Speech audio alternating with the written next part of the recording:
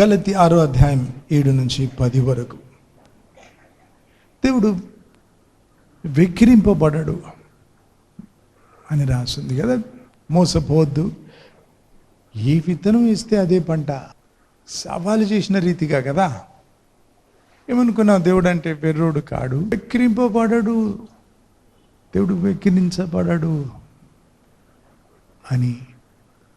ఏ విత్తనం వేస్తే అదే పంట. ఈ విషయం ఈరోజు ధ్యానించబోతున్నాను. రోమా 8వ అధ్యాయంలో కూడా చదువుతాను.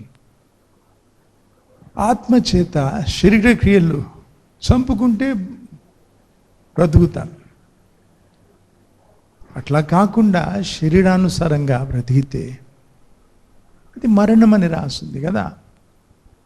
శరీరానికి మరణం,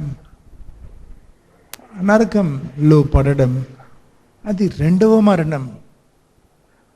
అయితే ఆత్మ చేత శరీర క్రియలు చంపుకుంటూ అరితిగా గెలుస్తూ బ్రతికితేనే దేవుని చేరుకుంటాం కదా, ఆయన రూపంలో మారుతాం. రోమా 8వ అధ్యాయంలో దేవుని ఆత్మ చేత నడిపించబడితే వారే దేవుని కుమారులని. గలతీ 6:7 నుంచి 10 అని చెప్పుకున్నాం కదా. ఆ వాక్య భాగంలో మేలు చేయట మానకుండా సాగుదాం, తగిన కాలంలో దేవుడు ప్రతిఫలం ఇస్తాడు అనే విషయం 9వ వచనంలో ఉంటుంది. మేలు చేయటం మానకుండా అంటే ఎవరెటు పోయినా నీ మేలుకు ప్రతిగా కీడు నిత్యం జరిగిన, నేను చెబుతా కదా, 99% మంది మేలు పొందిన వాళ్ళు ఎందుకు మరి నాకు నష్టం చేస్తారు అని. 99% కాదు, 100% మంది నష్టం చేసిన మేలు చేయటం మానకుండా సాగుదాం. ప్రతిఫలం ఇచ్చేవాడు దేవుడు కదా, ఎవరి ప్రతిఫలం వారికి ఇస్తాడు. మనుషులందరికీ మేలు చేద్దాం. 10వ వచనంలో చదువుతాం. ముఖ్యంగా దేవునికి చెందిన ప్రజలకు మేలు చేద్దాం అనే విషయం. క్రైస్తవులే పరిశుద్ధాత్మతో నింపబడి ఉంటారు. దేవుని సేవ చేసే వాళ్ళని కూడా చూసినాను, కానీ స్వార్థంతోనే నిండి బ్రతకడం. వారి స్వార్థానికి ఎవరినైనా బలి చేస్తారు, ఎవరినైనా వాడుకుంటారు. ఆ తీరు చూసిన అయితే వాక్యానికి అంత వ్యతిరేకంగా ఆ బ్రతుకుంటే భూమి ఆకాశాలు గతించిన నా మాటలు గతించవు అన్నాడు కదా దేవుడు. దేవుని మాటల ప్రకారం బ్రతికిన బ్రతుకులు గతించవు. ఈ రీతిగా స్వార్థానికి లోకం తీరులో బ్రతికితే దేవునిలో పొత్తు పాలు ఉండవు కదా. దేవునిలో పొత్తు పాలు ఉండవు.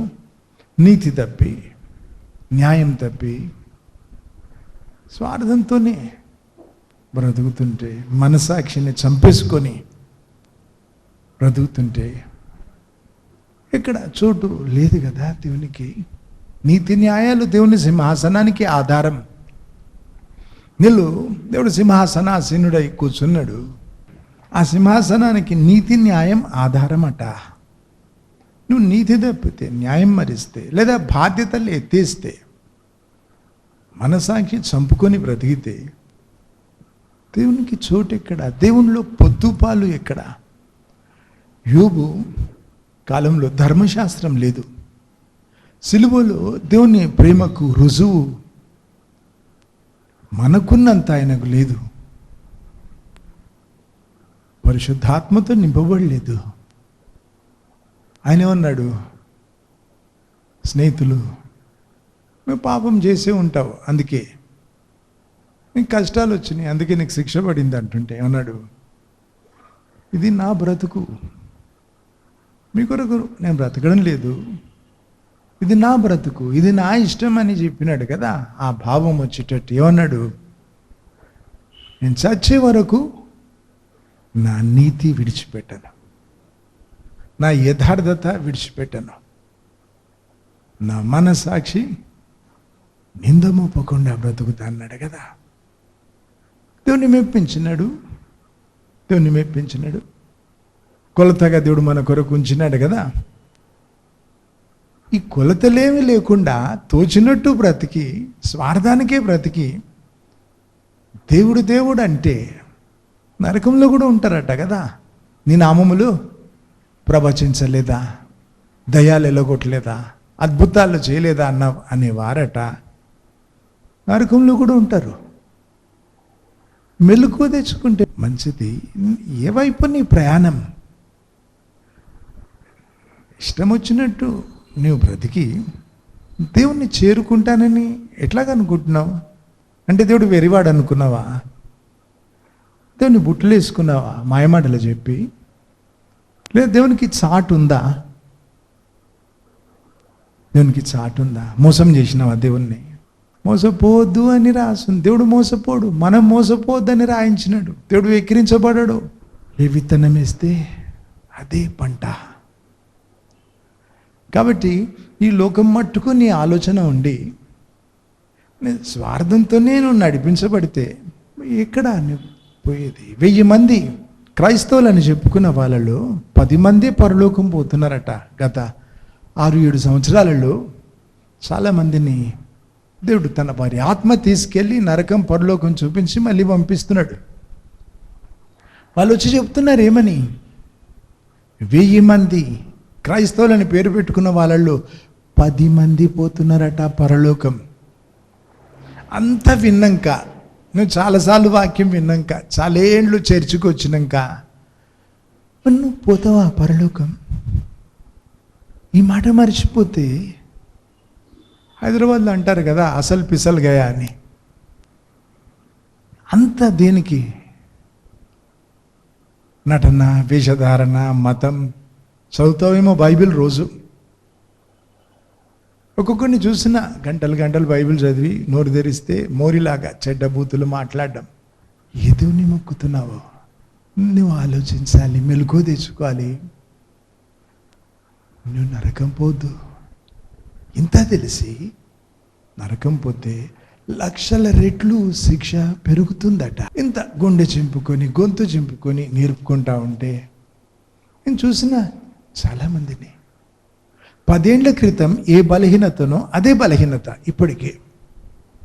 అంతే, పరుగులు పరుగులు, నా ఇష్టం, తిరుగుబాటు, మనుషుల మీద, పెద్దల మీద, దేవుని పైన తిరుగుబాటు. ఇంకేంటి? చేస్తా 10 ఏళ్ల కింద చేస్తా అంటే ఇప్పుడు చేస్తా. చచ్చి ఎక్కడ పోతావు? చచ్చి ఎక్కడ పోతావు? భూమి మీద అవకాశం ఉంది. ఈ అవకాశాలన్నీ పారేసుకుంటూ చావు కొరకు అంత ఆత్రమా? పోయినసారి వాక్యం చెప్పినప్పుడు నేర్పుకున్నాను, నీ మాటలు జాగ్రత్త, నువ్వు పలికింది జరుగుతుంది. అన్నిసార్లు చావు మాట మాట్లాడితే హఠాత్తుగా చేస్తావు. నువ్వు కోరినట్టు, ఆశపడ్డట్టు, ఎదురు చూసినట్టు. మరి నరకంలో పడి 1,00,000 రెట్లు శిక్ష పెరిగితే దిక్కు లేకుండా పోతుంది కదా. చుక్క నీళ్ళు పోయారెవ్వరు. క్రీస్తు లేని నిత్యత్వం అది. అక్కడ ప్రేమ లేదు, శాంతి లేదు, సంతోషం లేదు, ఆశ లేదు. క్రీస్తు లేడు అక్కడ. చాలా ఆశ్చర్యం అనిపిస్తుంది నాకు. ఈ రీతిగా గుండె చింపుకొని నరకం పోద్దని ఆత్రానికి చేతనైనా చేత కాకున్నా దేవుడు చెప్పమన్న మాటలు చెప్పినాక 10 సంవత్సరాల క్రితం ఎట్లా ఉండరు అట్లాగా ఉండడం. అయ్యో, 1 సంవత్సరానికి ఎంత తేడా నువ్వు చూసుకోవాలి, ఆత్మవిమర్శ చేసుకోవాలి కదా. 1 సంవత్సరంలో ఎంత మారినావు? ఆలోచన లేకుంటే ఎందుకు వస్తావు? చర్చికి ఎందుకు వస్తావు? బైబిల్ ఎందుకు ముడతావు? దేవుని పేరెందుకు? పోయేది నరకమే అయితే, గ్యారంటీ అయితే. మార్పు ఇష్టం లేకుంటే, ప్రయత్నం చేయకపోతే ఎందుకు దేవుని ఊసెందుకు? 1,00,000 రెట్లు శిక్ష పడి నరకంలో నిత్యం నువ్వు ఉండేటట్టయితే ఎందుకు వింటావు వాక్యం? చర్చికి ఎందుకు వస్తావు అనే విషయం ఆలోచించాలి కదా. చూడు, మేలు చేయుట మానకుండా సాగుదాం.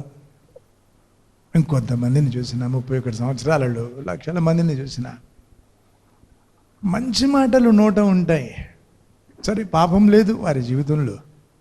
అయితే మేలు చేయడం చేత కాదు, చేయరు. మేలు చేయనెరిగి చేయకుంటే పాపమని దేవుడు అన్నాడు కదా.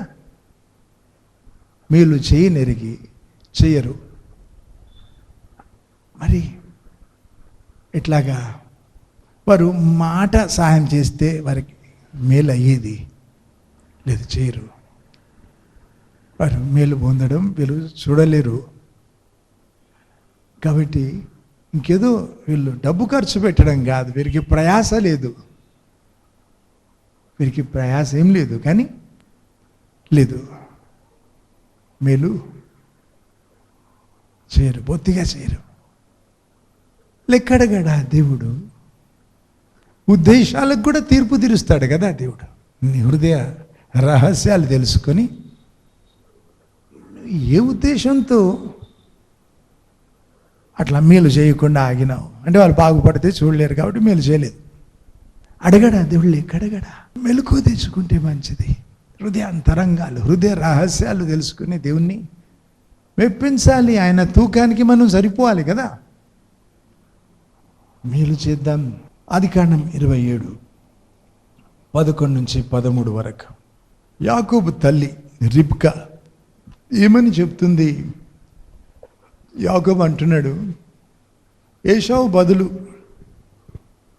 మంచి భోజనాలు నేను వండి పెడితే నువ్వు తీసుకెళ్ళి మీ నాయనకి తినిపించి నేనే ఏశావునని చెప్పు, ఆ జ్యేష్ఠుని ఆశీర్వాదం పొందుకో అని తల్లి చెబితే యాకోబు అన్నాడు, నా తండ్రి నన్ను తడిమి చూస్తే ఏశావు ఒంటి నిండా వెంట్రుకలు ఉన్నాయి కదా ఎలుగుబంటిలాగా, గుర్తుపడితే నా తండ్రి నేను శాపం తెచ్చుకుంటా కదా ఆశీర్వాదం బదులు. అంటే తల్లి ఏమన్నది? ఆ శాపం నా మీద వచ్చునుగాక అన్నది అని ధైర్యం చెప్పి ముందుకు తోసింది. ఆ శాపం రిబ్కా మీదకి రాలేదు, తన క్రియలను బట్టి యాకోబు మీదకి వచ్చింది ఆ శాపం.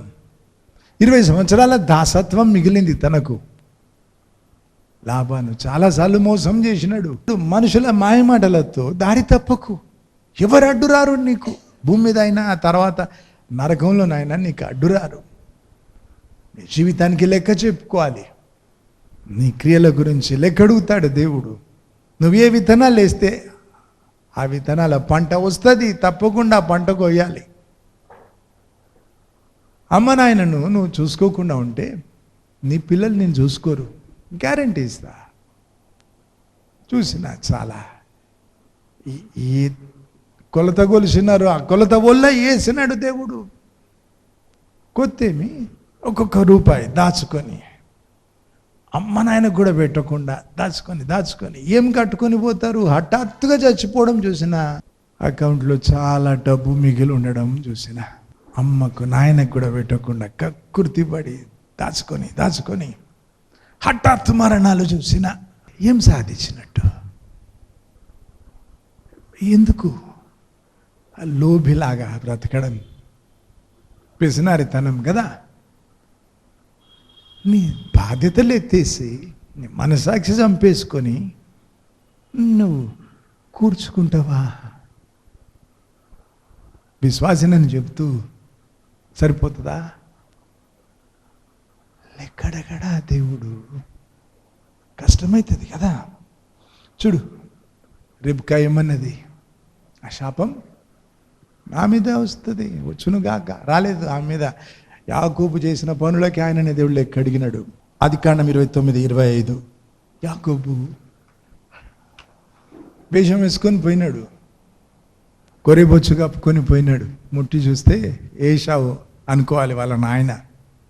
ఏశావుకు అంత వెంట్రుకలు ఎక్కువ ఉన్నాయి కదా, కొరేబొచ్చు కప్పుకొని పోయినాడు. వేషం వేసుకుని మోసం చేసినాడు. రాహేలు కొరకు ఆయన 7 సంవత్సరాలు దాసత్వం చేస్తే వేషమేసి పెద్ద కూతురిని లేయని అంటగట్టినాడు లాబాను. చూడు, విత్తనాల పంట వచ్చింది కదా. సరిగ్గా అట్లాగే వేషంతో మోసం యాకోబు ఒకసారి చేస్తే ఇక బ్రతుకంతా మోసాలే. తన జీతం మార్చినాడు లాభాను చాలాసార్లు. చేసిన మోసానికి ఎక్కడ పోయినా మోసం, బ్రతుకంతా మోసం. ఎందుకు అట్లాగా? ఒక ఆమె అడిగింది. పెంచిన పిల్లలు, సరే ఆడపిల్లలకు అసూయ ఉంటుంది కదా, పోల్చుకుంటారు. ఇక ఆ అసూయ ఎక్కడుంటే అక్కడ అది దయ్యాల జ్ఞానం, ప్రతి విధమైన నీచ కార్యం ఉంటుందని రాస్తుంది కదా, సైతానికి చోటు. కాబట్టి అసూయ వచ్చినాక వేరే వాళ్ళ మీద అంతా కాని మాటలన్నీ పుట్టించి అబద్ధాలు చెప్పింది. తర్వాత ఆమె చెప్పింది అబద్ధమని అందరికీ అర్థమైంది. నిలదీసి అడిగితే, అందరినీ సాక్ష్యానికి పిలిస్తే ఆమె అబద్ధం చెప్పింది అసూయతో అని రుజువు దొరికింది. క్షమాపణ అడిగింది. కొన్ని రోజులకు వచ్చి అడుగుతుంది, అంకుల్ నేను ఒకసారి గుంట దవ్వుతే ఎన్నిసార్లు పడుతున్నాను ఏంటి అంటుంది. అంటే చెప్పిన, అది నీ సొంత గుంటమ్మా, అది ఇంకా అది అంతే, పడుతూ లేస్తూ ఉండాలి. నువ్వు ఎందుకు, స్వయంగా నువ్వు దవ్విన గుంట కదా. చూడు, ఒక్కొక్కరు భూమి పట్టా ఉంది నాకు అంటారు కదా, ఆ గుంటకి ఆమెకు పట్టా ఉంది, సొంత గుంట. ఒకసారి దవ్వితే అన్నిసార్లు పడి లేస్తున్నాయి ఏంటి అంటుంది కదా, అది రహస్యం. యాకోబు మోసం చేస్తే తనకు మోసం జరిగింది. ఆదికాండం 31వ అధ్యాయం 38వ వచనం. లాభంతో ఏమంటున్నాడు, ఈ 20 సంవత్సరాలు నేను సాకిరీ చేసినా నీకు. చూడు, 20 సంవత్సరాల దాసత్వం అని అక్కడ మనకు దొరుకుతుంది. తను అబద్ధం చెప్పి మోసం చేసినందుకు తండ్రిని మోసం చేసినాడు నిజం. అంతకుముందు అన్నను మోసం చేసినాడు. ఆకలితో ఉంటే ఏశావు, నువ్వు వండుకుంది నాకు పెడతావా అంటే చిక్కుడుగాయల కూరట. చూడు, మరి నీ జ్యేష్ఠత్వపు హక్కు నాకు అమ్ముతావా అని అడిగినాడు. హైదరాబాద్లో బేరం చూసినాం, అది చెప్పిన ధరకి సగానికి అడుగుతారు. సరే వాడు ఇచ్చినాడు అనుకో, కుछ కమ్ నీ హో సక్తా. వాడు విసిగిపోయి నేను వదిలించుకోవాలని, సరే ఫ్రీగా తీసుకో అంటే చాయ్ దాపి పంపమంటారు. ఏమనిపిస్తుంది నాకు, హైదరాబాద్లో బేరం కంటే ఘోరంగా ఉంది కదా.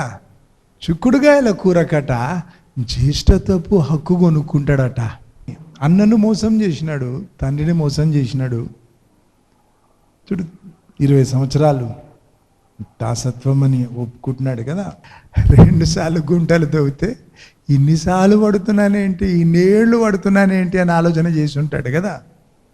ఆదికాండం 32 6-8 వరకు చదువుతాం. యాకోబు పంపిన మనుషులు వెళ్ళి ఏశావును కలిసి వచ్చి తిరిగి వచ్చి ఏం చెప్తున్నారు, ఏశావు వస్తున్నాడు. అన్నను మోసం చేసిపోయినాక ఇదే కలవడం. వాళ్ళు ఏం చెప్పినారు, 400 మంది కత్తులు పట్టిన వాళ్ళు వెంట వస్తున్నారు.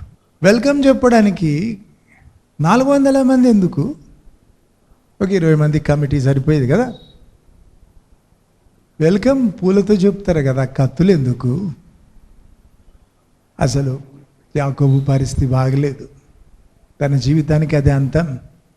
ప్రభు పాదాలు బట్టి మొరపెట్టుకున్నాడు కాబట్టి ఏశావు ఎదురొచ్చినప్పుడు కౌగలించుకొని మెడ మీద పడి ఏడ్చినాడట. ఓ తమ్ముడు, ఎంతకాలమైంది నిన్ను చూసి, అసలు ఆ మెడ కోస్తాడు, అందుకే వస్తున్నాడు. 400 మందిని తెచ్చుకుంటున్నాడు, కత్తులు పట్టిన వారు వస్తున్నారు. అట్లాంటి పరిస్థితిని దేవుడు మార్చినాడు కాబట్టి దక్కినాడు.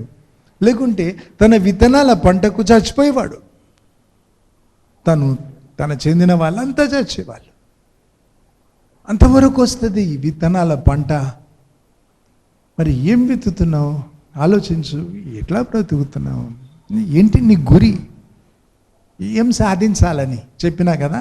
ఒక్కొక్కరిని చూసిన 10 ఏళ్ల క్రితం ఎట్లా చేసినారు మూర్ఖంగా, ఇప్పుడు అట్లా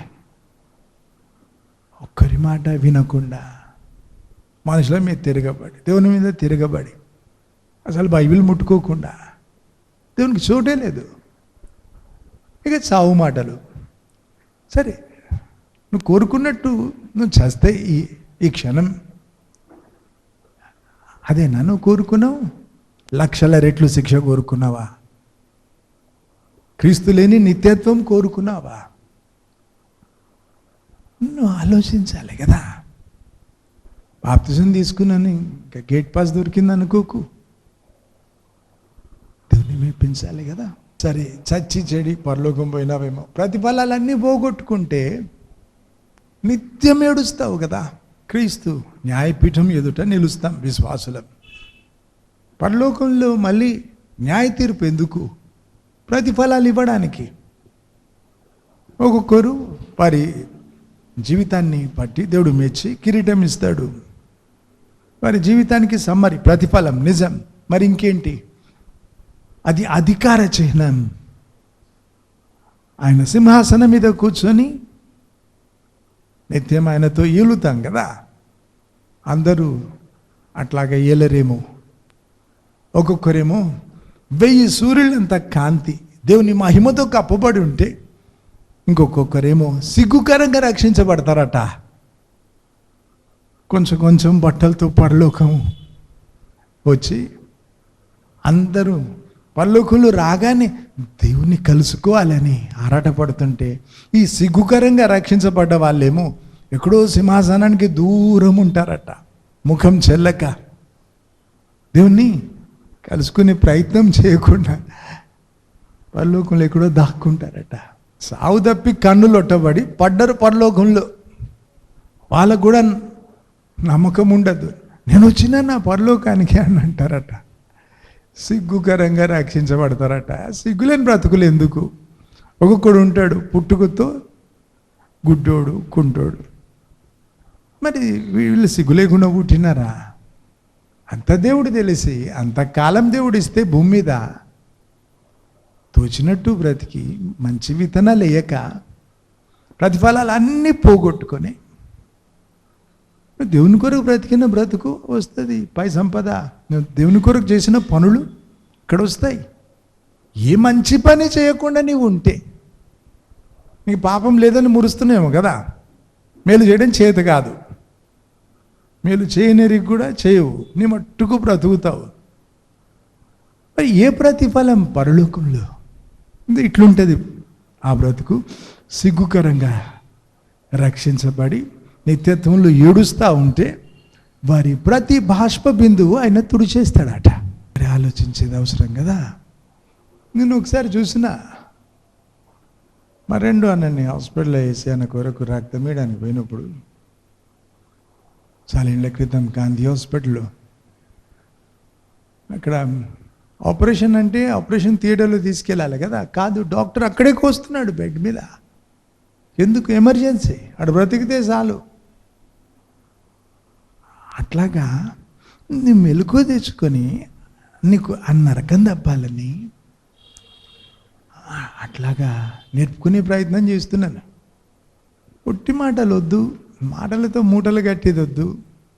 దేవుని కొరకు, మనుషుల కొరకు ఏం చేస్తున్నావు ఆలోచిస్తే మంచిది. ఆదికాండం 32:6-8 వరకు చదువుతాను. కత్తులు పట్టుకొని ఏశావు వస్తున్నాడని విన్నప్పుడు యాకోబు తన కుటుంబీకులను 2 గుంపులుగా చేసినాడట. మొదటి గుంపులో ఇష్టం లేని భార్య, మోసపోయి పెళ్లి చేసుకున్న పెద్ద భార్య, ఆమె పిల్లలు, అంటే చస్తే సావనే వాళ్ళు. ఏశావు వాళ్ళని చంపుతుంటే రెండో గుంపులో ఉన్న రాహేలు ఇంకా ఆమె పిల్లలు తప్పించుకోవచ్చు. చివరిలో వాళ్ళని పెట్టినాడట. ఆ తర్వాత ఆదికాండం 32:17-18 వరకు తనకున్న మేకల మంద, ఇక గొర్రెలు, ఒంటెలు, ఇక పశువులు చాలా గుంపులుగా చేసి ఆ గుంపు వెనకాల ఒక పనివాడిని పెట్టినారు. యాకోబు పెట్టినాడు. ఏమని చెప్పమన్నాడు, ఏమని నేర్పించినాడు? ఇవి ఎవరివి అని ఏశావు అడిగితే, ఇవన్నీ కూడా నీ దాసుడైన యాకోబుకు చెందినవి. అట్లా 10-12 మంది చెప్తారు. ఏమని? ఇవన్నీ నీ దాసుడైన యాకోబు చెంది. ఫస్ట్ గుంపు పోతుందయ్యా, మళ్ళీ నెక్స్ట్ గుంపు, సెకండ్, థర్డ్, 10th అవన్నీ గిఫ్ట్లు పంపినాడు. ఆ గిఫ్ట్ వెనకాల ఈ మాట చెప్పమన్నాడు, యాకోబు నీ దాసుడు. చూడు, ఆశ లేకుండా పోయింది బ్రతుక్కి. ఎంత రోషం చంపుకొని అన్నిసార్లు చెప్పమంటున్నాడు కదా, అన్నతో చెప్పమంటున్నాడు, నీ దాసుడు యాకోబు నీ దాసుడు. ఈ గతి ఎందుకు పట్టింది? అన్నను మోసం చేసినందుకు. చెడ్డ విత్తనాలు చల్లినాడు, పంట చూడు తప్పక కొయ్యాలి కదా, అంతే. దేవుని శాసనం అది. దేవుడు వెక్కిరించబడాడు. నువ్వు ఏ విత్తనం వేస్తే ఆ పంట నీతో కోయిస్తాడు దేవుడు. తప్పదు, తప్పకుండా జరుగుతుంది. తర్వాత మంచి విత్తనాలై కొంతకాలానికి మంచి పంట వస్తుంది. ఒక్క మంచి విత్తనం నువ్వు వేయకుండా ఉంటే బ్రతుకంతా ఈ చెడ్డ విత్తనాలు కోసి కోసి నువ్వు పరలోకం పోతావో తెలియదు కదా. ఏం తెలియదు చెప్పు, నీకు తెలుసు కదా. మరి తెలిసి జరిగించకుంటే ఎక్కువ లెక్క అడుగుతాడు కదా దేవుడు. ఆదికాండం 31:34-35 వరకు. యాకోబు రెండవ భార్య రాహేలు తన తండ్రి వెంటబడుతూ వచ్చినప్పుడు తన తండ్రి మొక్కే విగ్రహాలన్నీ ఒంట మీద కూర్చోడానికి వాడేది సాడిల్ అంటారు. సరే, ఒంట మీద కూర్చోడానికి వేసే సాడిల్ అది ఇంట్లో ఉంటే ఆ సాడిల్ కింద తన తండ్రి విగ్రహాలన్నీ దాచిపెట్టి దాని మీద కూర్చుంది. తండ్రి వచ్చి ఇల్లంతా వెతుకుతున్నాడు తన మొక్కే విగ్రహాల కొరకు. తనకు దేవుళ్ళు ఆ విగ్రహాలు. అప్పుడు రాహేలు ఏమన్నది, నా తండ్రి నువ్వు వస్తే నేను లేచి నిల్చోలేకపోయినా, ఎందుకంటే నెల నెలకు ఆడవాళ్ళకు వచ్చే అపవిత్రత ఇప్పుడు ఉంది నాకు, కాబట్టి నిల్చున్నందుకు ఏమనుకోకు అన్నది. చేసింది ఏంటి? విగ్రహాల పైన కూర్చుంది. సహజంగా ఆడమనిషికి వచ్చే అపవిత్రతను బట్టి అని చెప్పింది. విత్తనం వేసింది, చెడ్డ విత్తనం. మరి ఏం జరిగింది? ఆదికాండం 35:16-19 వరకు. కాన్పులో చచ్చిపోయింది రాహేలు. ఆమె వేసిన విత్తనాలకు పంట అని ఇక్కడ అర్థమవుతుంది. మరి ఆడమనిషి పిల్లలు కనడానికి దేవుడు చేసిన ఏర్పాటు కదా, ఆ నెల నెలకు వచ్చే అపవిత్రత. చూడు, సరిగ్గా కాన్పులో చచ్చిపోయింది. ఆమె విత్తనాలకు పంట వచ్చింది. యవ్వన ప్రాయంలో చచ్చిపోయింది. రెండో పిల్లుడు. ఆదికాండం 25:34.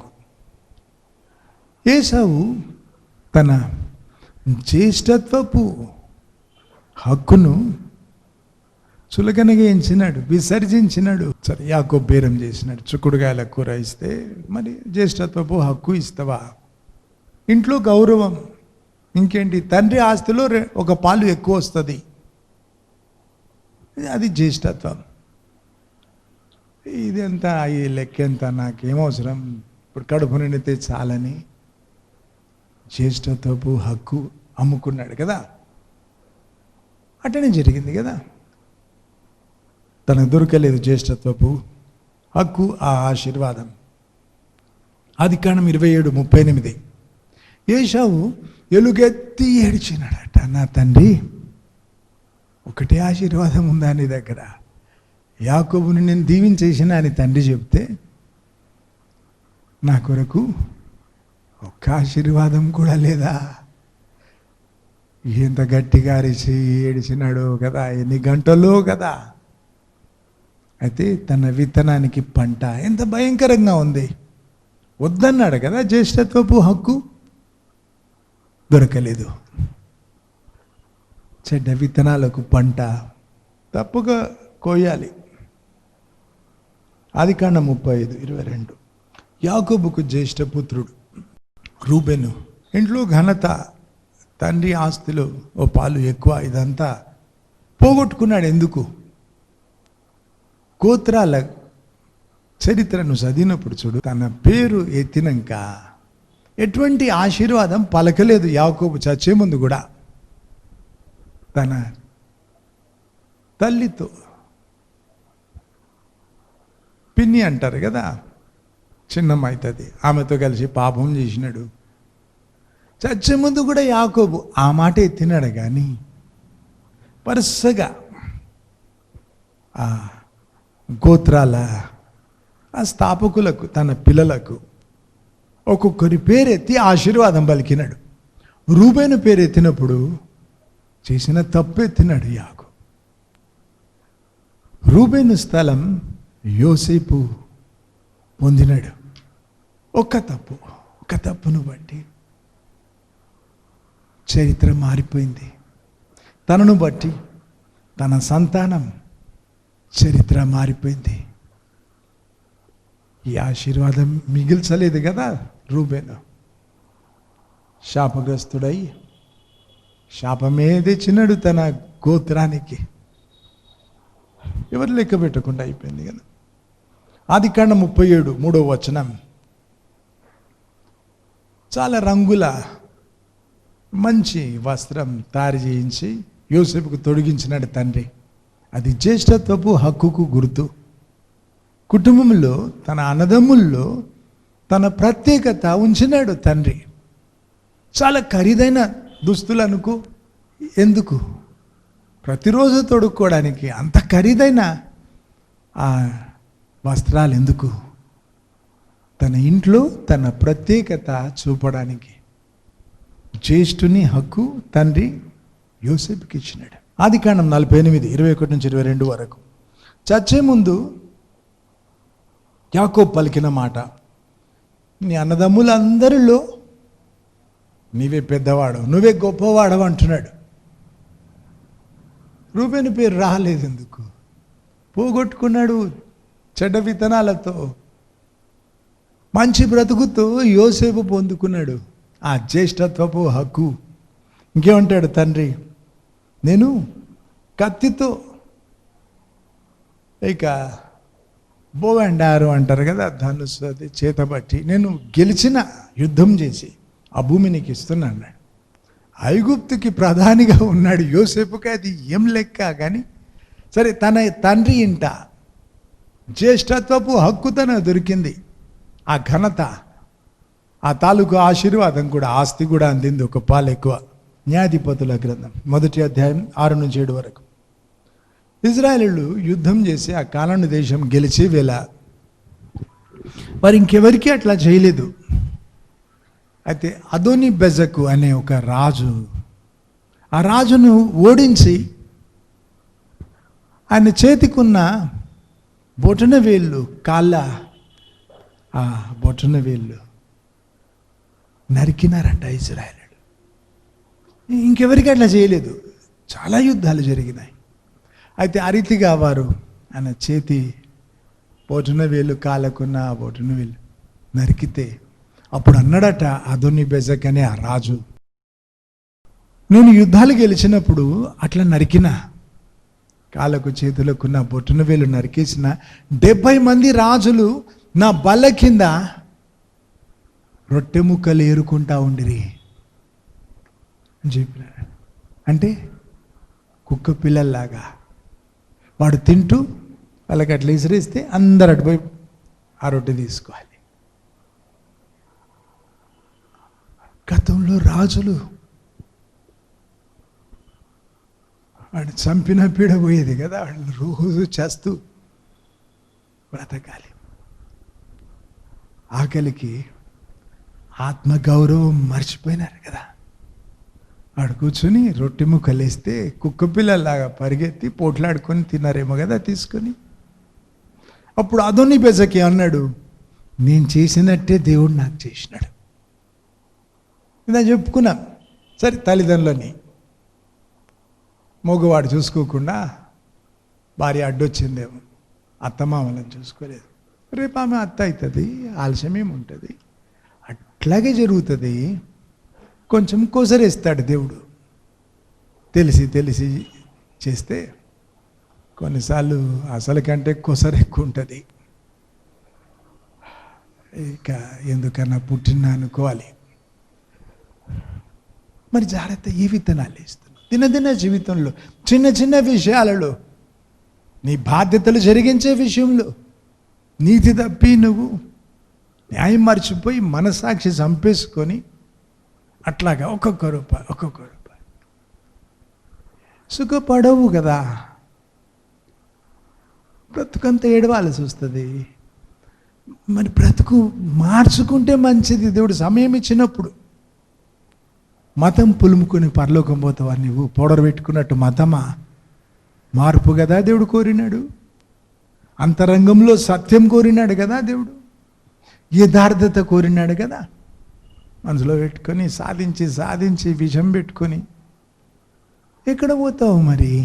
నీ విత్తనాల పంట ఈ పోయిన ఒక వారంలో లేదా ఒక 2 వారాల్లో ఇది ఎక్కువ నా దృష్టికి తెచ్చినాడు దేవుడు. ఏం బోధించాలి ప్రభా అని చెబితే కూడా మళ్ళీ అట్లాగా విత్తనాలు, చెడ్డ విత్తనాలు వేసి కష్టపడుతున్న వాళ్ళని రప్పించినాడు దేవుడు. ఇది చెప్పమన్నాడు ఈరోజు. అట్లా అవుతుంది బ్రతుకు. సరే బ్రతుకున్నారు, నేర్పుకోవచ్చు. దేహం విడిస్తే నరకం కదా. సిద్ధమా? నువ్వు కోరుకుంటున్నావు అక్కడ ఉండడానికి, నీ ఇష్టం. మరి ఆలోచించు ఒకసారి. అదోని బెజక్ అనే రాజు అన్యుడు, వాడికి దేవుడు లేడు. వాడంటున్నాడు ఏమని? నేను ఎట్లా చేసినానో నాకు అట్లాగే చేసినాడు దేవుడు. చూడు, తూకమేసి వల్ల వేసినాడు కదా దేవుడు. ఎవరికి తెలియదు, ఇజ్రాయెల్లోకి తెలియదు అట్లా ఎందుకు చేస్తున్నారు. వాడు చేసినాడు అట 70 మంది రాజులకి దేవుడు చేయించినాడు. వాడికి కూడా అట్లాగే కదా, ఆ బాధ తెలిసేటట్టు చేసినాడు కదా దేవుడు. దేవుడు ఊరుకోడు కదా. ఒక అతను ఈ పాలుల పగళ్ళు ఉంటాయి కదా, ఏదో పగ, ఇక ఎవరి మీద అయితే కోపము ఏమవుతాడు, రక్త సంబంధి అన్నను తమ్ముడు అవుతాడు. ఆస్తి గొడవల్లో పగ పెంచుకున్నాక సరే ఆ పడని వానికి చెందిన ఒక గేదె కడుపుతూ ఉందట. ఇక కొన్ని రోజులు అవుతే ఇంతది అట్లాంటి స్థితిలో తన పొలంలోకి వచ్చిందని లావు కర్ర తీసి సావబాదినాడట. దాని రక్తం వచ్చేసి ముక్కుల నుంచి, చెవుల నుంచి, అంతా నోట్ల నుంచి తన యజమానుని ఇంటి ముందు వచ్చి చచ్చిపోయింది గేదె. ఏమన్నాడు, మన పొలంలో ఎందుకు రాణించినావు? నేను చెప్పినాడు, ఇంత ఉంటే అంత చెప్తారు కదా, పంట తిన్నది, నాకు అంత నష్టమైంది. ఎంత నష్టపరిహారం కట్టించుకున్నాడో కూడా. అయిపోయింది అని ఆయన అనుకున్నాడు. అయిపోలేదు. ఇది వరంగల్లో జరిగింది చెప్తున్నా మీకు. నేను పిట్టకథలు ఎప్పుడు చెప్పను. అయితే ఈ గేదెను కొడితే లోపల ఉన్న పిల్ల చచ్చిపోయింది, గేదె చచ్చిపోయింది కదా. తర్వాత ఏం జరిగింది, ఈ కొట్టినోడికి మనవరాళ్ళు పుడితే వాళ్ళ కాళ్ళు గేదె కాళ్ళలాగున్నాయట. చూడు, ఆ శాపం వచ్చింది కదా. అది ఎంత ఏడిచి చచ్చిందో కదా, నోరు లేని చెవి. అడిగి దయ పుట్టలే కదా అట్లా కొట్టడానికి. మనసు ఎట్లా ఒప్పిందో కదా, నా ఇష్టం అనుకున్నాడు కదా. చూడు, రోజు గుర్తుండేటాడు చేసినాడు కదా దేవుడు. గేదె కాళ్ళతో పుట్టినారట మనవరాలు. ఊరుకోడు దేవుడు. నువ్వు పశువులకు అన్యాయం చేస్తేనే ఊరుకోడు. వాదించినాడు దేవుడు, న్యాయం తీర్చినాడు, గుర్తొచ్చేటట్టు చేసినాడు కదా. ఆ గేదెను వాడు ఎప్పుడు మర్చిపోడు ఇంకా కదా, ఎందుకన్నా కొట్టిన. అట్లాంటప్పుడు నీవు మనుషులతో నీతి తప్పి ప్రవర్తిస్తే, మీలు చేయనెరిగి చేయకుండా పగ పెట్టుకొని విషం కక్కుతూ బ్రతికితే ఊరుకుంటాడా దేవుడు? ఊరుకుంటాడా? లెక్కడుగుతాడు కదా. మరి గుర్తుండేటట్టు చేస్తాడు. నీ విత్తనాల పంట నీతో కోయిస్తాడు, తప్పకుండా కోయిస్తాడు. ఇర్మియా గ్రంథంలో 11:20 ప్రభా, నీవు న్యాయంగా తీర్పు తీరుస్తావు అన్న చోట నువ్వు హృదయం అంతరంగాలు పరిశోధిస్తావు. ఆ వరుసలో ఉంది, నువ్వు న్యాయం తీర్చే వేళ అన్నమాట. హృదయం అంతరంగాలన్నీ కూడా పరీక్షించి న్యాయ తీర్పులు పలుకుతావు. ఇక తప్పించుకునేది లేదు. దేవుని చేతిలో నుంచి ఎవరు తప్పిస్తాడు నిన్ను? కోలి చీవేస్తాడు కదా ఒళ్ళు. యోబు గ్రంథంలో 7వ అధ్యాయం 17-18 వరకు. మనిషి ఏ పాటి వాడు ప్రభా, నీవు ప్రతి ఉదయం దర్శిస్తావు, ప్రతి క్షణం పరీక్షిస్తావు ఎందుకని యోబు అన్నాడు. సరే, ప్రతి ఉదయం నిన్ను దర్శించే దేవుడు, ప్రతి క్షణం నిన్ను పరీక్షించే దేవుడు నీ బ్రతుకు తెలుసుకోడా? ఏ విత్తనాలు వేస్తున్నావా ఆయన తెలీదా? పరీక్షించి మంచి తీర్పులు తీర్చి నీ విత్తనాలకు పంట ఇస్తాడు, నీతో కోయిస్తాడు. తప్పకుండా ఇక తప్పించుకునేది ఉండదు కదా. చెడ్డ విత్తనాలను బట్టి, ఆ చెడ్డ బ్రతుకును బట్టి నువ్వు నరకం పోతే ఎట్లాగా మరి? నేను నీ కాపరిని, సరే తిట్టుకో, ఇప్పుడు తర్వాత రాళ్ళు కొట్టు, నీ ఇష్టం, హెల్మెట్ కూడా పెట్టుకోను, నీ ప్రేమ అనుకుంటా. అయితే నీ గురించి ఆత్రం ఇది, శాశ్వతమైన ప్రేమ ఇది. కొరివి లాగినట్టు నరకం నుంచి లాగమన్నాడు కదా దేవుడు. ఆ ప్రయత్నం ఇది. వెలుగు తెచ్చుకో. బ్రతుకెట్లుంది మరి? మంచి విత్తనాలు వేస్తున్నావా? చేస్తే ఎక్కడ పోతావు? నీ కాపరిని నీ కొరకు ఇంత అంగలారిస్తే నీ బ్రతుకు, నీ నిత్యత్వం ఆగి ఆలోచించు. చెప్పినా కదా, చూసినా చాలామందిని 10 సంవత్సరాలు దాటితే కూడా 10 సంవత్సరాల క్రితం ఎట్లున్నారో అట్లాగే, అంతే. జంకు లేదు, దేవుని భయం లేదు. ఎట్లాగా? ఏ వైపు పరుగులు? అంతమేంటి ఆలోచించాలి కదా. ఈ క్షణం దేహం విడిస్తే నాకు ధైర్యం ఉంది, నేను దేవుని దగ్గర పోతా. మరి నా ముందే నటన చేయక ఇంకెక్కువ తప్పులో పడతావు బొంకితే. నీ ఇంటికి పోయి ఆలోచించు. నీకుందా ధైర్యం? కన్ను మూసుకుంటే దేవుని దగ్గర కళ్ళు తెరుస్తావా? పోతావా దేవుని దగ్గర? ఒకసారి ఆలోచించు. నీ జీవితం మనుషులకి అసహ్యం అనిపించి నీ కొరకు భయపడితే మరి దేవుడు మెచ్చుతాడా నీ బ్రతుకు? ఇంకా పరిపూర్ణమైన తీర్పులు కదా దేవుని తీర్పులు. మనుషులే చెడ్డ బ్రతుకు అంటే నిన్ను దేవుడు మెచ్చుతాడా? దేవుడు మెచ్చితే ఎవరన్నా ఎటన్నా పోనీ ఏమన్నా అనని. యోబు అన్నాడు కదా, నేనైతే నీతి తప్ప నా యథార్థత విడిచిపెట్టాను, నా మనస్సాక్షి నింద మోపకుండా బ్రతుకుతా. అవును, దేవుడు మెప్పించినాడు. అది నీ స్థితి అయితే ఆనందించే దేవుణ్ణిలో, దేవునితో సరిగా ఉంటే. దేవుడు ఏమనుకుంటున్నాడు నీ గురించి అడగవా ఒక్కసారి కూడా? ఏమనుకుంటున్నాడు దేవుడు? అడుగు. నువ్వేమనుకుంటున్నావు ప్రభా నా గురించి? నా పరిస్థితి ఎట్లా ఉంది అడుగు. వస్తానా పరలోకం? చూడు, మా అన్న చనిపోతే నాకంటే పెద్దోడు, 7 సంవత్సరాలు, మంచిగా గౌరవించిన, ప్రేమించిన. ఆ రోజు మా అమ్మ బర్త్డే, 90 ఏళ్ళు పూర్తయినాయి. నేను చేయాల్సిన అన్నీ చేసిన. అప్పుడు చెప్పినారు అన్నని హాస్పిటల్ తీసుకెళ్తున్నా. అంత వదిలిపెట్టి పరిగెత్తిన. నా కార్లు తీసుకొని పోయినా ఇంకో హాస్పిటల్కి. జబ్బులుండ డబ్బంతా తీసి ఇచ్చిన. కార్లో నుంచి అన్నకు దిగడం చేత కాకుండా చేయని తెచ్చి ఆ వీల్ చైర్లో కూర్చోబెట్టి వెళ్ళి చెప్పిన, అన్న ఎక్కువ డబ్బు ఇచ్చినా ఇంకెక్కువ పంపుతా నేను, హాస్పిటల్ బిల్ గురించి నువ్వు బాధపడకంటే ఏడ్చుకుంటా థ్యాంక్స్ చెప్పినాడు. కొన్ని గంటలకు చనిపోయినాడు అని చెప్పినారు. అయితే పోయినారా పరలోకం అని నేను దేవుణ్ణి అడగను. ఎందుకు? ఏం వినాలో? సరే, మన తీర్పులు సరిపోవు కదా. ఆ గుండెలో ఆరాటం ఉంటుంది. సునీలత ఇక్కడ ప్రకాశం జిల్లాలో దేవుని సేవ చేస్తుంది కదా, మన బ్రాంచ్ చర్చ్, ఒడ్లు బాగులపల్లి అంటారు కదా.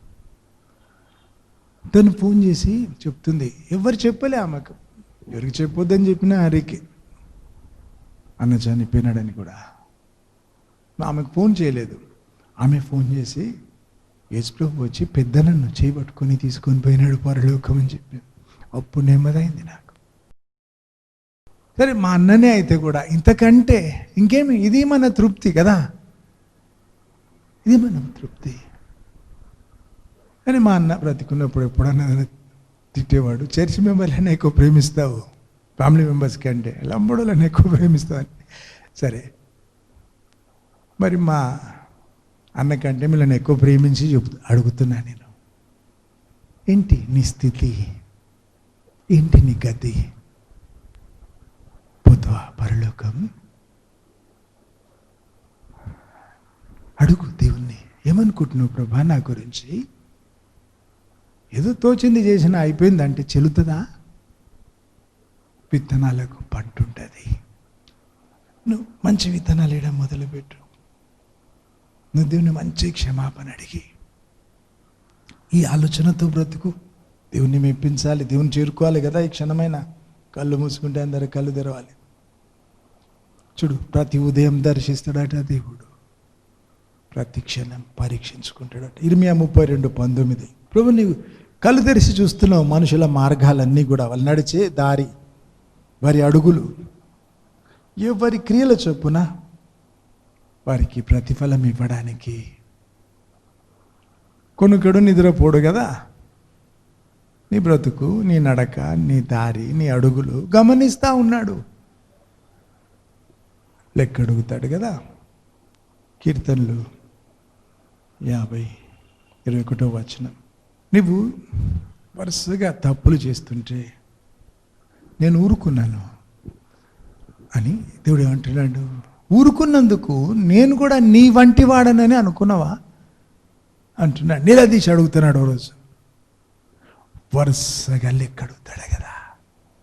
నువ్వు చేసిన తప్పులు వరుస నీ ముందు ఉంచి నిన్ను గద్దిస్తాడు కదా. నీ విత్తనాలకు పంట వస్తుంది కదా, తప్పించుకునేది లేదు అని. జొన్నలు చల్లి బాస్మతి బియ్యం పంట కావాలంటే రాదు. ఆ జొన్నలు వస్తాయి పంటకి, అది కోసినాక మళ్ళీ మంచి విత్తనాలు అయ్యి కొంతకాలానికి మంచి పంట వస్తుంది. ఏ విత్తనం వేస్తే ఆ పంట నీతో కోయిస్తాడు దేవుడు, తప్పదు. దావీదు ఒకసారి పాపం చేసినాడు. నీ ఇంట్లో కత్తి అన్నాడు దేవుడు. ఏం జరిగింది? వేరే వాళ్ళ ఇంకొకడికి చెందిన తన భార్యను ఈయన తెచ్చుకున్నాడు దావీదు అని చంపించినాడు. యుద్ధంలో ముందు పెట్టి ఎవరు తెలియదు అనుకున్నాడు. తన భార్యలతో తన కుమారుడే పాపం చేసినాడు. డేరాలేసి ఇంటి మీద ఈయన చాటుకు చేస్తే దేశమంతా చూసేటట్టు తన కుమారుడు అబ్షలోము చేసినాడు. ఒక కుమారుడు తన కుమార్తెను అపవిత్రపరిచినాడు. అందుకొరకు ఆ వ్యక్తిని చంపినాడు అబ్షలోము. సరే, రాజ్యం తీసుకున్నాడు. తండ్రిని చంపుదామని చూసినాడు అబ్షలోము. ప్రాణమారి చేతిలో పెట్టుకొని పారిపోవాల్సి వచ్చింది, దాక్కోవాల్సి వచ్చింది, యుద్ధం చేయాల్సి వచ్చింది. తన కుమారుడు చనిపోయినాడనే వార్త తెచ్చినప్పుడు సైనికులు ముఖం కప్పుకొని ఏడ్చినాడట దావీదు. నా కుమారుడా, నీ బదులు నేను చచ్చుంటే మంచిగా ఉండి కదా. ఎందుకు? తన తప్పును బట్టి ఇది జరిగిందని అంత ఏడుస్తున్నాడు. చెడ్డ విత్తనాల పంట చూడు ఎంత దూరం వచ్చింది, బ్రతుకంతా ఏడ్చినాడు. చూడు, అంత ప్రేమించిన తన కుమారుడు అబ్షలోము చంపినారు కదా బాణాలు కొట్టి. రివాన్లాగా ఏడుస్తుంటే కనీసం ఏడవనివ్వలేదు. తన సైన్యాధిపతి వచ్చి అన్నాడు, యుద్ధానికి పోయినా మేము గెలిచి వచ్చినాం నీ పక్షంగా, నీ ప్రాణం దక్కించడానికి. నువ్వు కుమారుడాన్ని ఏడుస్తావేంటి? మా మొత్తం సైన్యం కంటే నీ కుమారుడు ఎక్కువ అని అర్థమవుతుంది. నువ్వు కాసేపట్లో వచ్చి సైనికులను పలకరించకపోతే దేశమంతా నీకు విరోధంగా నేను మళ్ళిస్తా, దేశం నీ మీద తిరగబడ్డట్టు చేస్తా అని అంటాడు సైన్యాధిపతి. ఎప్పుడు గుండె చింపుకొని కుమారుని కొరకు ఏడుస్తుంటే కనీసం మంచిగా ఏడవనివ్వలేదు కదా. ఇదేంటి? విత్తనాలకు పంట, చెడ్డ విత్తనాలకు వచ్చిన పంట. హైదరాబాద్లో పిల్లలు పోట్లాడుకుని ఉంటే వాళ్ళ మమ్మీ వీళ్ళ మమ్మీ వచ్చి వాళ్ళని లాక్కొని పోతుంటే వాడు మళ్ళీ విడిపించుకొని వచ్చి ఒక్కడు కొట్టిపోతాడు. యాదరైనా అంటాడు. ఆ చిన్న చేతితో వాడు కొట్టిన దెబ్బ అంటే వాడికి బ్రతుకంతా గుర్తుండాలట. అదే అర్థం. చిన్నపిల్లోడు అట్లా అంటే దేవుడు కొడితే ఏమవుతుంది? యాదరైనా అన్నట్టు అవుతుంది కదా. చెడ్డ విత్తనాలకు పంట వస్తే చేసిన చెడ్డ పనులన్నీ బ్రతుకంతా ధ్యానించుకుంటా నెమరేసుకుంటా బ్రతకాల్సి వస్తుంది. కుల్లి కుల్లి ఏడ్చుకుంటా బ్రతకాల్సి వస్తుంది. వేయకు, చెడ్డ విత్తనాలు వేయకు. ఇంత దేవుడు అంటావు, దేవుని భయం ఎక్కడా? తోచినట్టు చేయకూడదు కదా. ఆత్మచేత శరీర క్రియలు చంపుకొని బ్రతకాలే కదా. ఆయన కళ్ళు తెరిచి చూస్తూనే ఉన్నాడు కదా. ఎవరి క్రియల ఫలం వాళ్ళకివ్వడానికి. తప్పించుకుంటాను ఎట్లా అనుకున్నావు? లేదు, తప్పించుకో. మంచి విత్తనాలే, క్షమాపణ అడుగు దేవుణ్ణి. చూడండి, పశ్చాత్తాపం చూసి కొన్నిసార్లు శిక్ష లేకుండా చేస్తాడు దేవుడు, కొన్నిసార్లు శిక్ష తక్కువ చేస్తాడు దేవుడు. దయగల తండ్రి కదా. అందుకే సమయం ఉన్నప్పుడు మెలకువ తెచ్చుకొని బ్రతుకు మారితే మంచిది. ఇక ఒట్టి మాటలు వద్దు. ఎవరిని మోసం చేస్తావు? దేవుడు మోసపోడు, మనుషులు మోసపోరు. చిన్న పిల్లలు గుర్తుపడతారు కదా నటన ఉంటే. దేవుడు తెలుసుకోలేడా?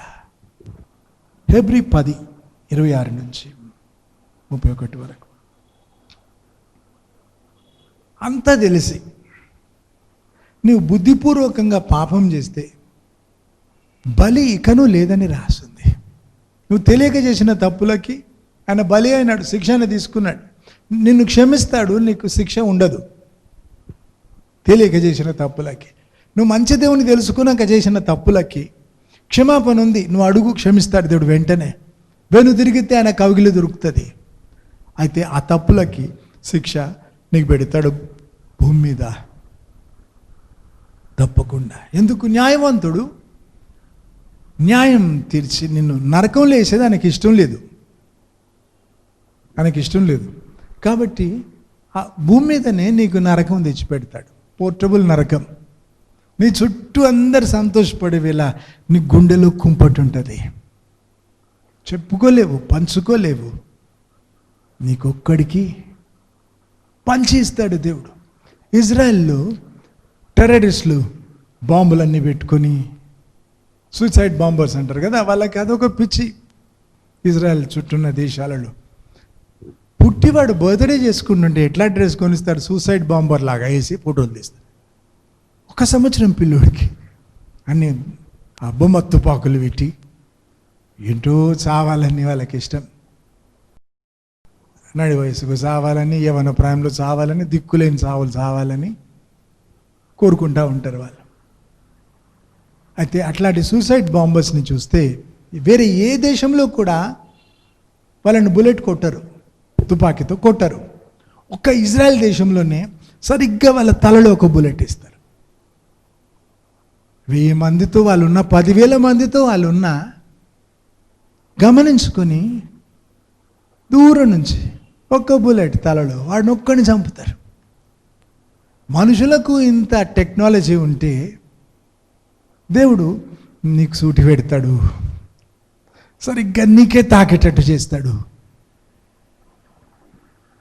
ఎందుకు? తెలిసి చేసిన తప్పులకి బలి లేదు. ఇక అసలు బలి పనికిరాదు నీకు. కాబట్టి భూమి మీద శిక్ష పెడతాడు, భూమి మీద నరకం పెడతాడు దేవుడు. అయ్యో, కోరుకుంటావు అట్లాగా? మరి మంచి విత్తనాలు వేస్తే మంచిది కదా, నీకేమే. దేవుని న్యాయ తీర్పు అని రాసింది. శత్రువులకు దేవుడిని విధించే శిక్షలన్నీ నీకు అని రాసింది. నరకం దేవునికి చెందిన వాళ్ళకు కాదు కదా, సైతానుకు వాడే అనుచరులకి, దేవుని మీద తిరగబడే వాళ్ళకి. అంత శిక్ష నీకు భూమి మీద, నడినెత్తి మీద నరకం. నేను అంటుకొని నీతోనే ఉంటుంది, నీతోనే వస్తుంది. కోరుకోకు అట్లా. ఎవరు అడ్డు రాలేరు, ఎవరు అడ్డు రాలేరు. నీ కష్టం పంచుకోలేరు కొంచెం కూడా. నిన్ను కరిగించుకుంటాడు దేవుడు. ఎట్లాగా? బంగారం మంటలో పెడతారు కదా, ఎందుకు? ఆ మురికి పోవాలని, మాలిన్యాలు పోవాలని. అంతే. నిన్ను దేవుడు పుటమేసే వేళ ఆ సెగలన్నీ నీకే దాక్కుతాయి. తప్పించుకునేది వీలు కాదు కదా, తట్టుకోలేవు.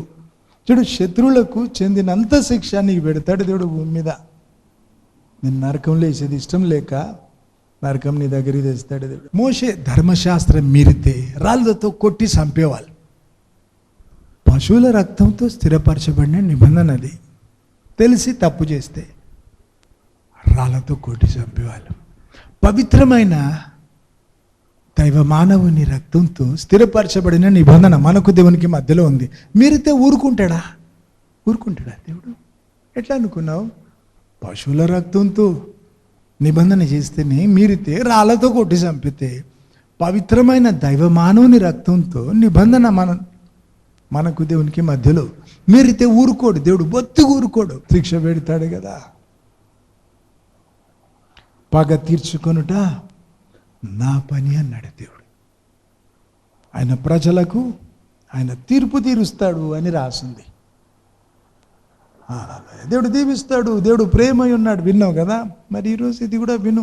ఫిబ్రవరి 10, 26 నుంచి 31 వరకు 30వ వచనంలో చదువుతాను. పగ తీర్చుకొనుట నా పని అన్నాడు దేవుడు. దేవుడు తన ప్రజలకు తీర్పు తీరుస్తాడు. జీవము గల దేవుని చేతిలో పడడము భయంకరం అని రాసింది. జీవము గల దేవుని చేతిలో పడడం భయంకరం.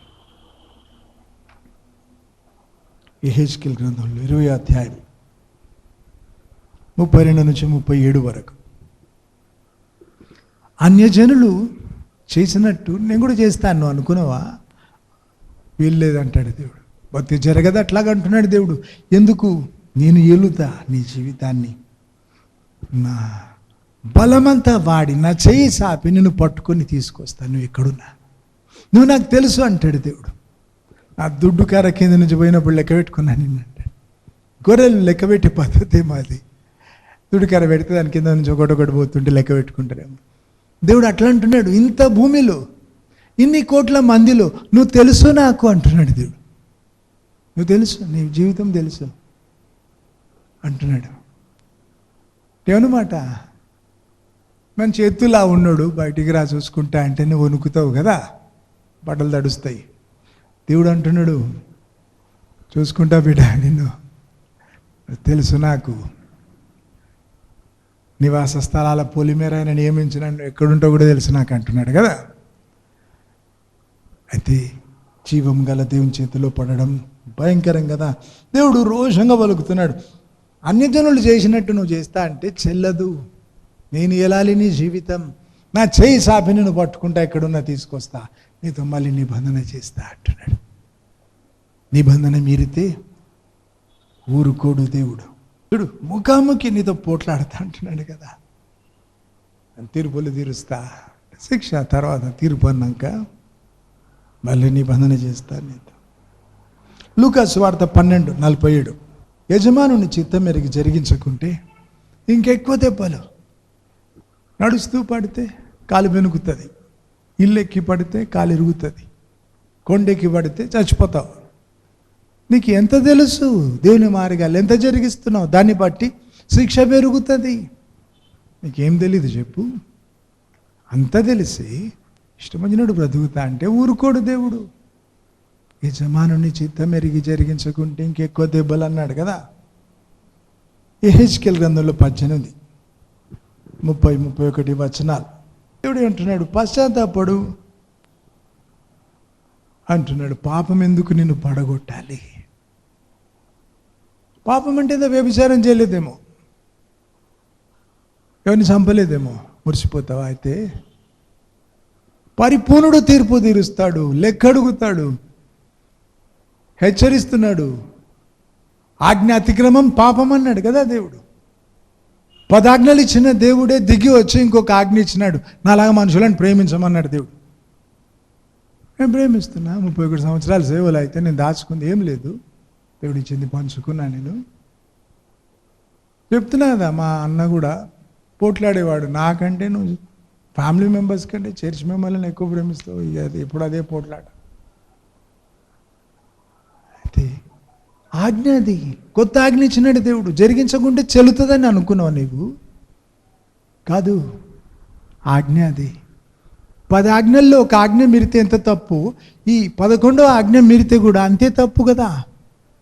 ఎట్లా మీరుతావు దేవుని ఆజ్ఞ? లెక్క అడుగుతాడు కదా దేవుడు. పాపం ఎందుకు నిన్ను పడగొట్టాలి అంటున్నాడు కదా. నీ తప్పులు ఒకటొకటి సరి చేసుకో, నీ బలహీనతలు, నీ తప్పులు తొలగించుకో అంటున్నాడు దేవుడు. కొత్త హృదయం, కొత్త ఆత్మ కొరకు దేవుణ్ణి అడగమంటున్నాడు కదా. ఎందుకు చేస్తావు అంటున్నాడు దేవుడు. బ్రదర్ ఆనంద్కి దేవుడు కనబడ్డాడు, 3 గంటల సేపు మాట్లాడినాడు. అయితే వెళ్ళిపోయేప్పుడు నీ రథంలో వచ్చినాడు కదా, ఆ రథం చక్రం తగిలి మెడకు తగిలి ఆయన తల ఊడిపి ఎక్కడో పడిపోయినట్టు చూపించినాడు. భార్య ఏడుస్తున్నట్టు చూపించినాడు. ఏమన్నాడు దేవుడు? మరి బ్రతుకు మార్చుకో, చేస్తావని చెప్పినాడు. వెళ్ళేప్పుడు ఏం చెప్పినాడు? ఇంకా బ్రతుకు మార్చుకోకుంటే నేనే చంపుతా నిన్ను.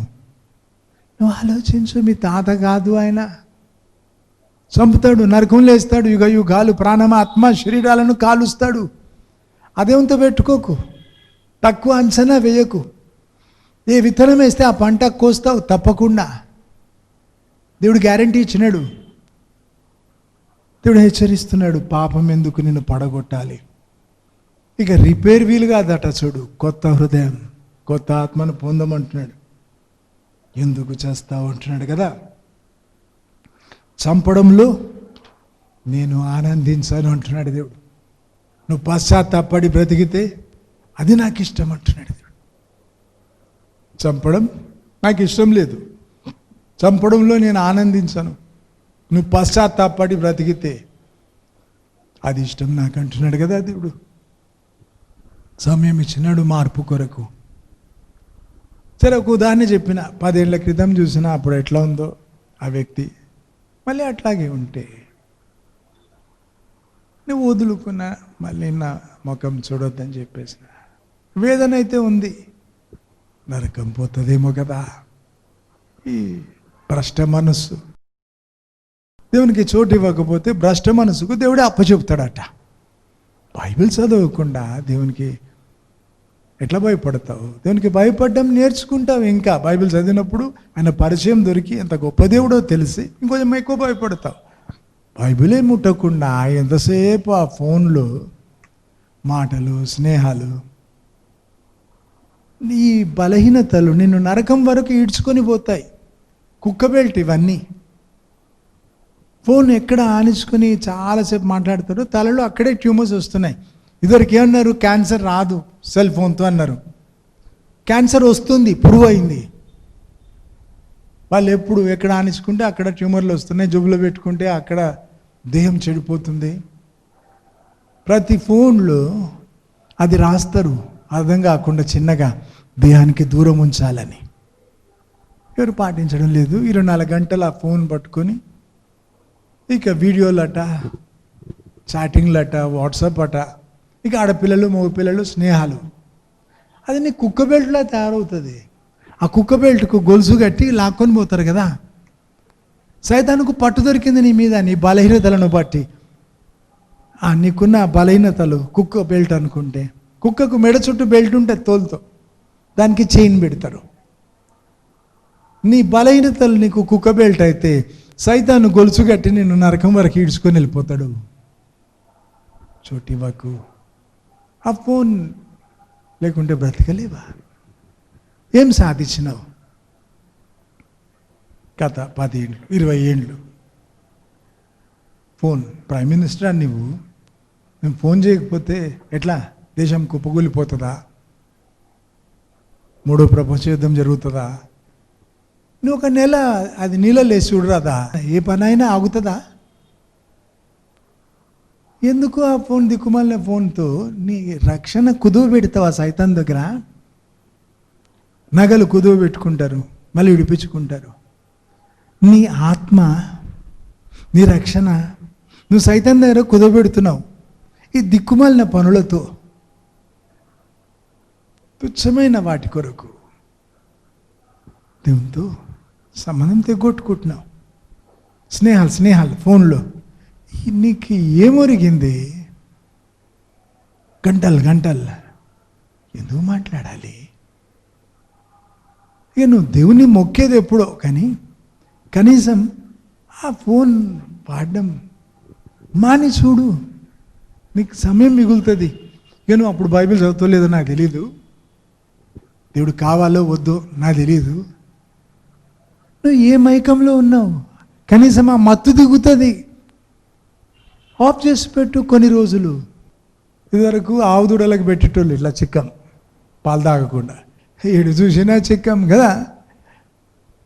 మరి ఇష్టం లేదు, అలవాటు చేసుకున్నాం, తప్పనిసరి అయింది, బ్రతకడానికి అవసరమైంది. అట్లా అనుకోరాదా?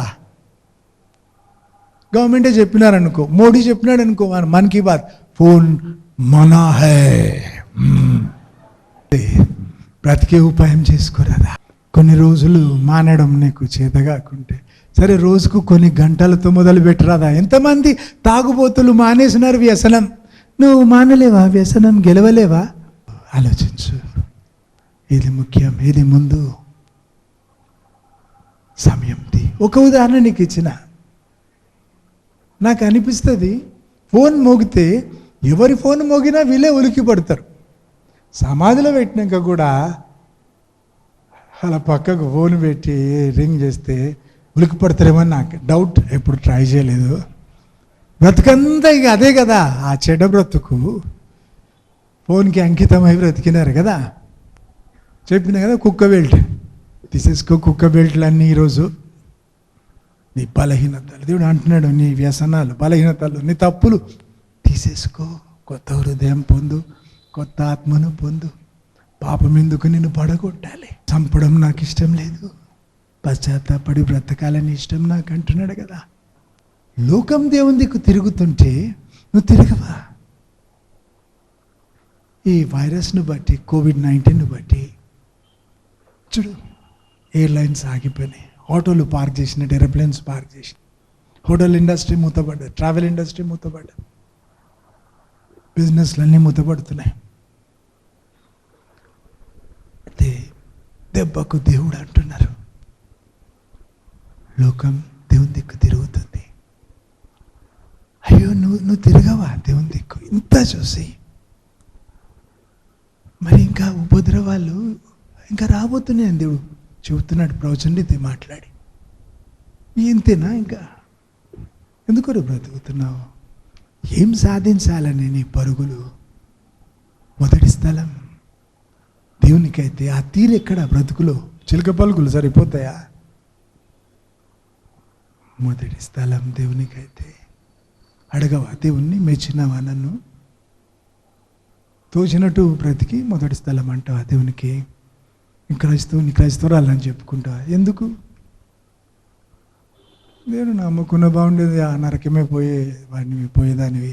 ఇప్పుడు ఇంత దేవుడు తెలిసినాక, నువ్వు ఇన్నిసార్లు ఆదివారం వచ్చి వాక్యం విన్నాక, అన్నిసార్లు బైబిల్ చదివినాక నీకు లక్షల రెట్లు శిక్ష పెరుగుతుంది కదా.